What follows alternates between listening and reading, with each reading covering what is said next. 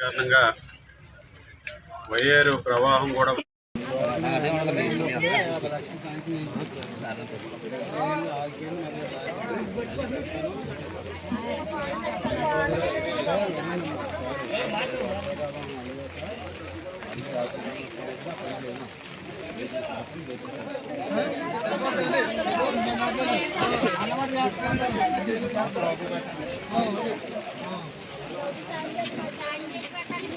వెళ్ళడం జరుగుతుంది.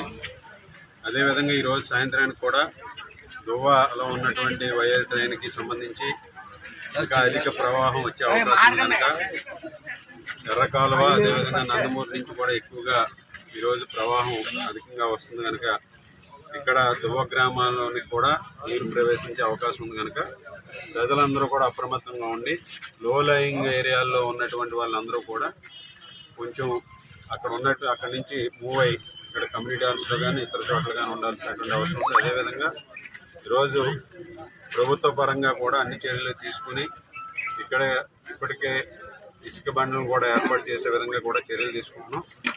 ఈరోజు ఆ విధంగా మనందరం కూడా ప్రతి ఒక్కరు కూడా సహకరించి దువ్వ గ్రామస్తులందరూ కూడా ఈరోజు అప్రమత్తంగా ఉండాలని సందర్భంగా తెలియజేస్తాం.